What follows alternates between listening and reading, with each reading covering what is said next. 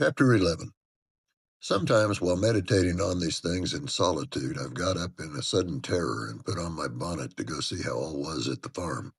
I've persuaded my conscience that it was a duty to warn him how people talked regarding his ways, and then I've recollected his confirmed bad habits and, hopeless of benefiting him, have flinched from re-entering the dismal house, doubting if I could bear it to be taken at my word. One time I passed the old gate, going out of my way on a journey to Gimmerton. It was about the period that my narrative has reached, a bright frosty afternoon, the ground bare and the road hard and dry.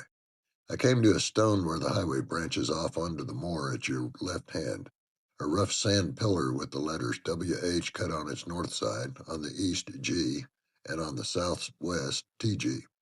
It serves as a guidepost to the Grange, the Heights, and the village.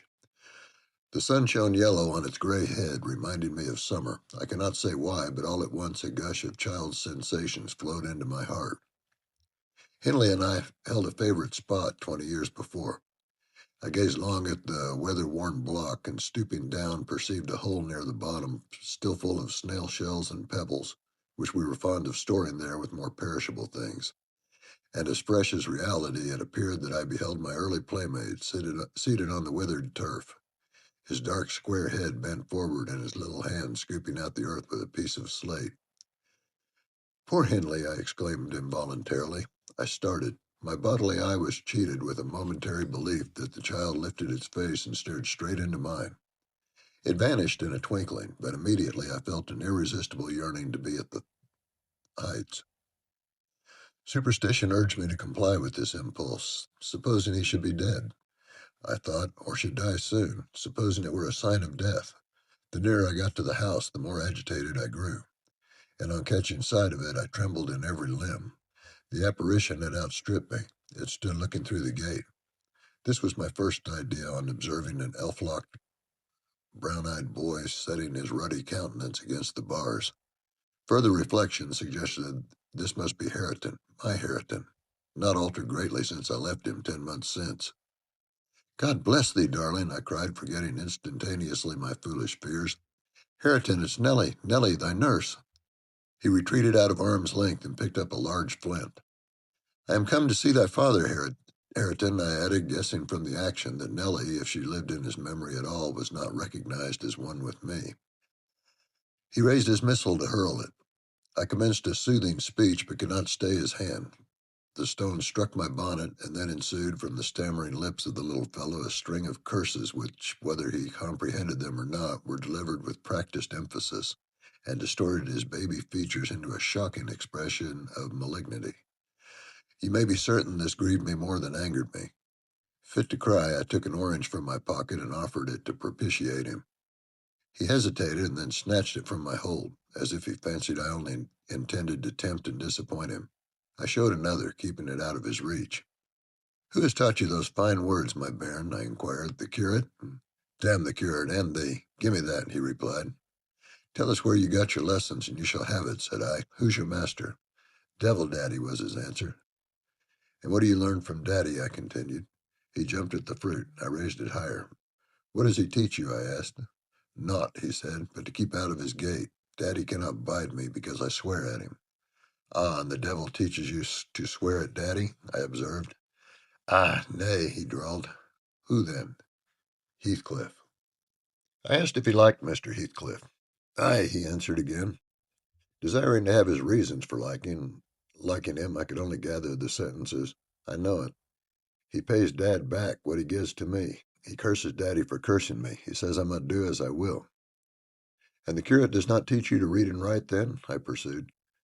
"No, I was told the curate should have his teeth dashed down his throat if he stepped over the threshold. Heathcliff has promised that." I put the orange in his hand and bade him tell his father that a woman named Nellie Dean was waiting to speak with him by the garden gate. He went up the walk and entered the house, but instead of Henley, Heathcliff appeared on the doorstones, and I turned directly and ran down the road as hard as ever I could race, making no halt till I gained the guidepost and feeling as scared as if I had raised a goblin. This is not much connected with Miss Isabella's affair, except that it urged me to further resolve on mounting vigilant guard and doing my utmost to check the spread of such bad influence at the Grange, even though I should wake a domestic storm by thwarting Mrs. Linton pleasures. The next time Heathcliff came, my young lady chanced to be feeding some pigeons in the court. She had never spoken a word to her sister-in-law for 3 days, but she had likewise dropped her fretful complaining, and we found it a great comfort. Heathcliff had not the habit of bestowing a single unnecessary civility on Miss Linton. I knew. Now, as soon as he beheld her, his first precaution was to take a sweeping survey of the house front. I was standing by the kitchen window, but I drew out of sight. He stepped across the pavement to her and said something. She seemed embarrassed and desirous of getting away. To prevent it, he laid his hand on her arm. She averted her face. He apparently put some question which she had no mind to answer. There was another rapid glance at the house, and supposing himself unseen, the scoundrel had the impudence to embrace her. "Judas! Traitor!" I ejaculated. "You're a hypocrite, too, are you? A deliberate deceiver." "Who is, Nellie?" said Catherine's voice at my elbow. I had been over intent on watching the pair outside to mark her entrance. "Your worthless friend," I said warmly. "The sneaking rascal yonder. Ah, he has caught a glimpse of us. He's coming in. I wonder will he have the heart to find a plausible excuse for making love to Miss when he told you he hated her."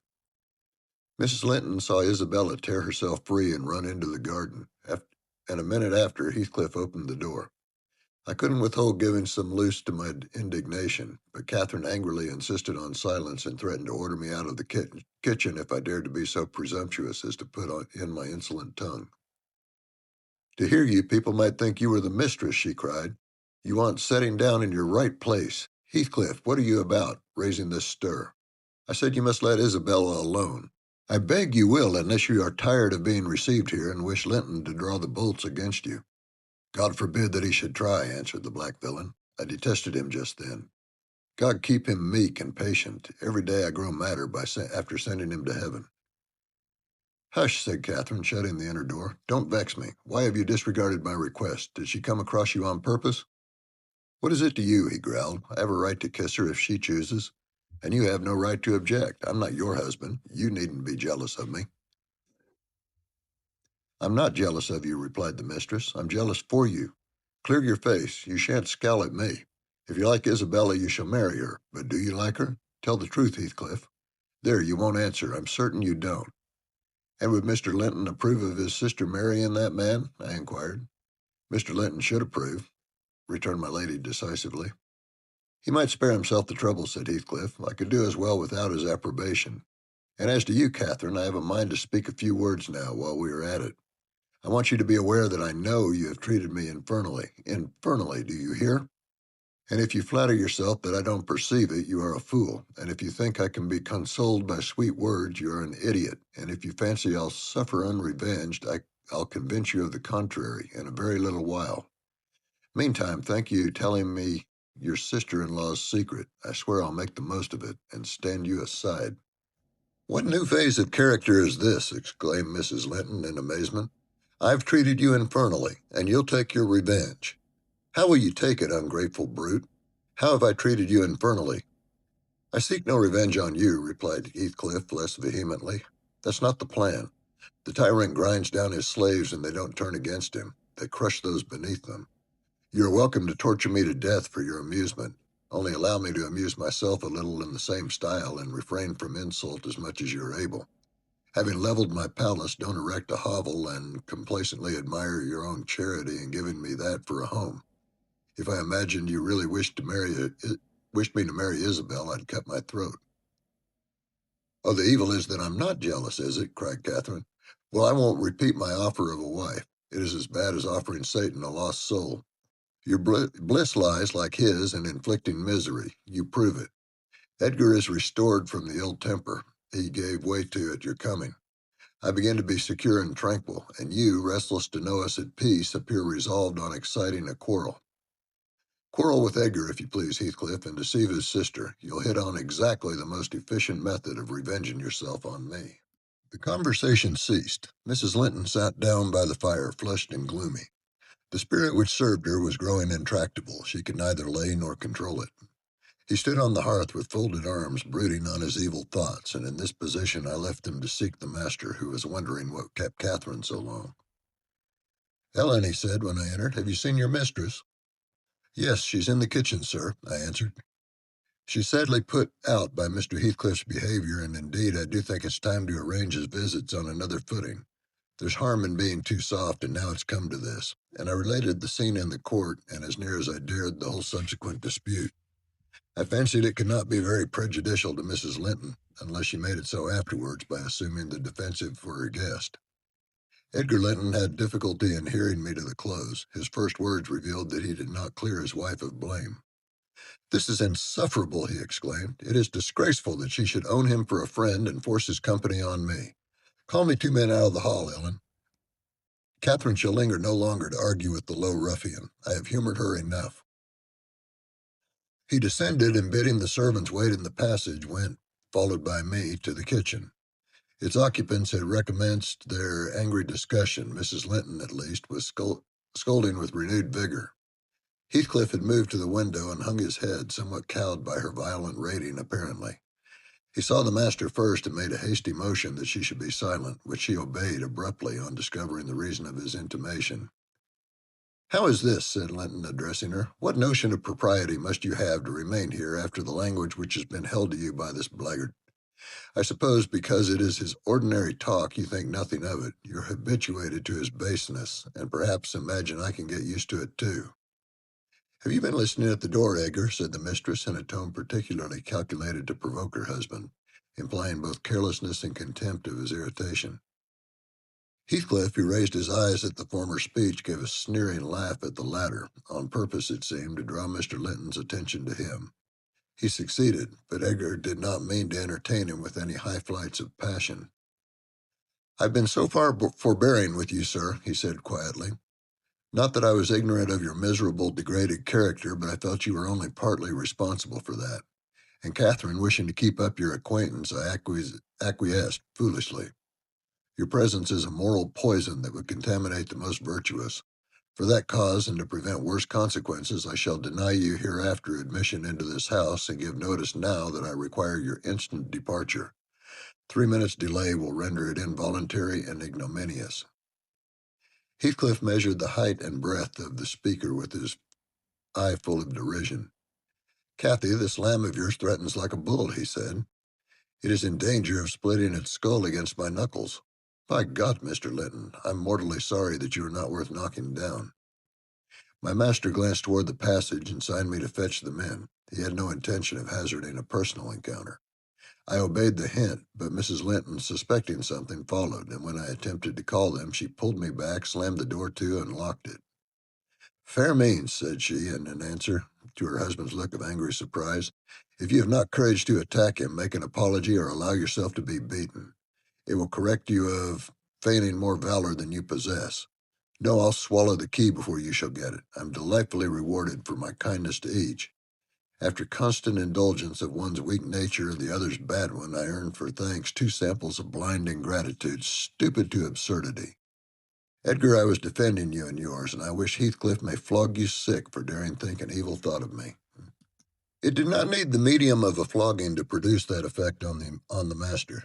He tried to wrest the key from Catherine's grasp, and for safety she flung it into the hottest part of the fire, whereupon Mr. Edgar was taken with a nervous trembling, and his countenance grew deadly pale.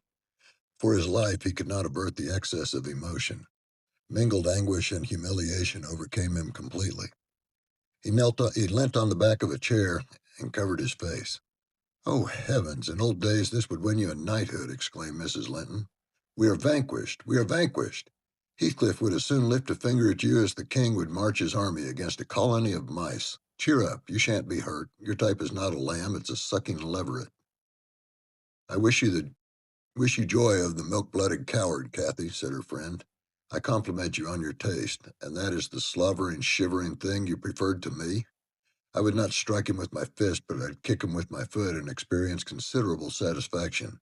Is he weeping, or is he going to faint for fear?" The fellow approached and gave the chair on which Linton rested a push. He'd better have kept his distance. My master sprang quickly erect and struck him full on the throat, a blow that would have leveled a slighter man. It took his breath for a minute, and while he choked, Mr. Linton walked out the back door into the yard and from thence to the front entrance. There, you've done with coming here, cried Catherine. Get away now. He'll return with a brace of pistols and half a dozen assistants. If he did overhear us, of course, he'll never forgive you. You played me an ill turn, Heathcliff, but go. Make haste. I'd rather see Edgar at bay than you.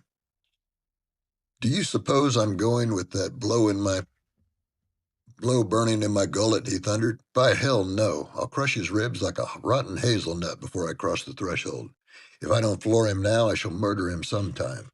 So as you value his existence, let me get at him. He's not coming, I interposed, framing a bit of a lie. There's the coachman and the two gardeners. You'll surely not wait to be thrusted into the road by them. Each has a bludgeon, and Master will, very likely, be watching from the parlor windows to see that they fulfill his orders. The gardeners and coachman were there, but Linton was with them. They had already entered the court. Heathcliff, on second thought, resolved to avoid a struggle against three underlings. He seized the poker, smashed the lock from the inner door, and made his escape as they tramped in. Mrs. Linton, who was very much excited, bade me accompany her upstairs. She did not know my share in contributing to the disturbance, and I was anxious to keep her in ignorance. I am nearly distracted, Nellie, she exclaimed, throwing herself on the sofa. 1,000 Smith's hammers are beating in my head. Tell Isabella to shun me. This uproar is owing to her. And should she or anyone else aggravate my anger at present, I shall get wild. And Nellie, say to Edgar, if you see him again tonight, that I'm in danger of being seriously ill. I wish it may prove true. He has startled and distressed me shockingly. I want to frighten him. Besides, he might come and begin a string of abuse or complainings. I am certain I should recriminate, and God knows where we should end. Will you do so, my good Nellie? You are aware that I am no way blamable for this matter. What possessed him to turn listener? Heathcliff's talk was outrageous after you left us, but I could soon have diverted him from Isabella, and the rest meant nothing. Now all is dashed wrong. By the fool's craving to hear evil of self that haunts some people like a demon. Had Edgar never gathered our conversation, he would never have been the worse for it. Really, when he opened on me in that unreasonable tone of displeasure after I had scolded Heathcliff till I was hoarse for him, I did not care hardly what they did to each other, especially as I felt that however the scene closed, we should all be driven asunder for nobody knows how long. Well, if I can't keep Heathcliff my friend, if Edgar will be mean and jealous, I shall try to break their hearts by breaking my own. That will be a prompt way of finishing all, when I am pushed to extremity. But it's a deed to be reserved for a forlorn hope. I did not take Linton by surprise with it. To this point, he has been discreet in dreading to provoke me. You must represent the peril of quitting that policy, and remind him of my passionate temper verging when kindled on frenzy. I wish you could dismiss that apathy out of that countenance and look rather more anxious about me. The stolidity with which I received these instructions was no doubt rather exasperating, for they were delivered in perfect sincerity. But I believed a person who could plan the turning of her fits of passion to account beforehand might, by exerting her will, manage to control herself tolerably, even while under their influence. And I did not wish to frighten her husband, as she said, and multiply his annoyances for the purpose of serving her selfishness. Therefore I said nothing when I met the master coming towards the parlor, but I took the liberty of turning back to listen whether they would resume their quarrel together. He began to speak first. Remain where you are, Catherine, he said, without any anger in his voice, but with much sorrowful despondency. I shall not stay. I'm neither come to wrangle nor be reconciled. But I wish to learn whether, after this evening's events, you intend to continue your intimacy with— Oh, for mercy's sake, interrupted the mistress, stamping her foot. For mercy's sake, let us hear no more of it now. Your cold blood cannot be worked into a fever. Your veins are full of ice water, but mine are boiling, and the sight of such chilliness makes them dance. To get rid of me, please answer my question, persevered Mr. Linton. You must answer it, and the violence does not alarm me. I have found that you can be as stoical as anyone when you please. Will you give up Heathcliff hereafter, or will you give up me? It is impossible for you to be my friend and his at the same time, and I absolutely require to know which you choose. I require to be let alone, exclaims Catherine furiously. I demand it. Don't you see I can scarcely stand? Edgar, you leave me. She rang the bell till it broke with a twang. I entered leisurely. It was enough to try the temper of a saint, such senseless, wicked rages. There she lay, dashing her head against the arm of the sofa and grinding her teeth so that you might fancy she would crush them to splinters. Mr. Linton stood looking at her in sudden compunction and fear. He told me to fetch some water. She had no breath for speaking. I brought a glassful, and as she would not drink it, I sprinkled it on her face.